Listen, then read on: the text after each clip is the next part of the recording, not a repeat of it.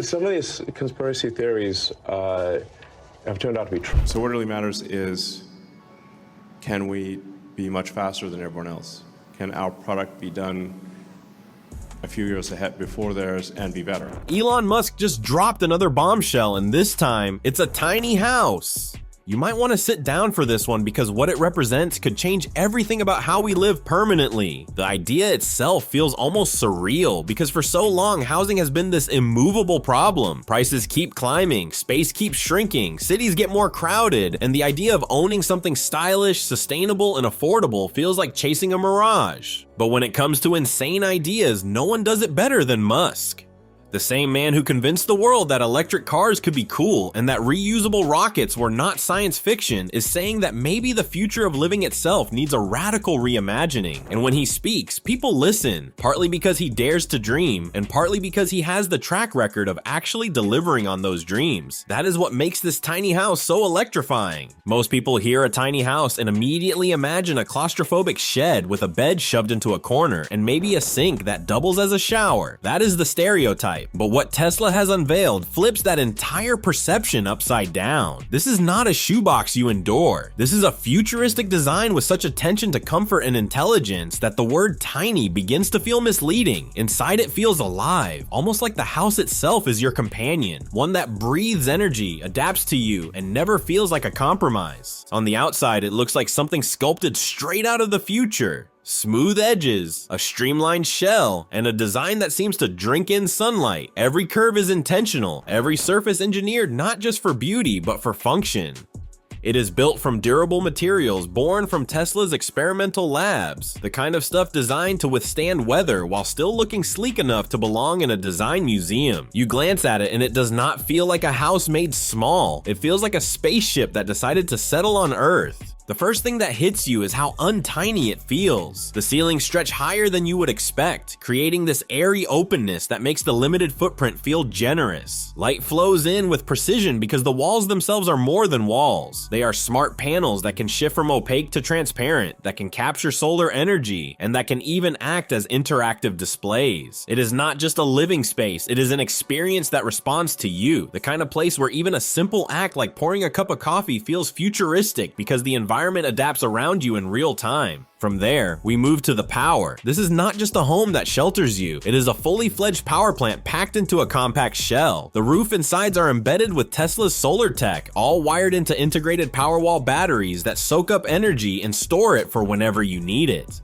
That means you can go entirely off-grid, running heating, cooling, appliances, lighting, and even charging your car without touching a utility bill. In fact, you can feed power back into a local grid, essentially becoming your own energy provider. This is the kind of independence people once thought only belonged to giant eco-mansions on sprawling estates, and now it is being shrunk down and handed to regular people. But because this is Musk, he did not stop at power. He added movement. Yes, movement. There is an optional mode called Tesla Mobility where the house itself can relocate. Imagine hitting a button and watching your home rise on self-driving wheels and glide down the street to a new spot. No truck, no tow, no mess. Just your house deciding to follow you to the mountains or the beach or the next city. That sounds insane, but then again, so did reusable rockets until one landed gracefully on a barge in the ocean. Think about the freedom that kind of mobility creates. A digital nomad could literally take their home office anywhere. A young couple could live near the ocean one month, in the city the next, and by a quiet forest the month after. It turns home ownership into something fluid and dynamic, less of a ball and chain and more of a passport to adventure. You're no longer stuck in one place just because your mortgage says so. You live wherever the road and the sunlight call you. Of course, the real soul of the Tesla tiny house is its AI. This is where the idea stops being about architecture and starts being about companionship. The house learns you. It observes your habits and adjusts without you needing to micromanage. It knows how warm you like your bedroom at night. It knows the lighting you prefer when you read. It knows when you wake up, when you leave, and when you return. And it optimizes everything to match your rhythm. You are never fiddling with thermostats or switches. The house simply does it for you with a kind of invisible intelligence that makes daily life smoother. Surprisingly, it even handles your garden. Yes, there is a built-in hydroponic system, so the AI waters and lights your plants with precision, ensuring fresh herbs or greens right in your living space. Go to bed and it dims itself, locks up, adjusts the climate for deep sleep, and plays ambient sounds if you like. Come home in the rain, and it greets you with warmth and light like a companion that missed you. Voice commands and biometric security make it feel like a fusion of home and personal assistant. Now let's zoom out from the personal to the societal and appreciate the cities filled with clusters of these tiny houses forming micro-communities. Affordable, stylish, self-sustaining villages that can pop up quickly wherever needed. Housing shortages in urban centers could be eased because these units are compact and efficient. Disaster relief zones could deploy fleets of them to shelter displaced families without waiting months for conventional construction.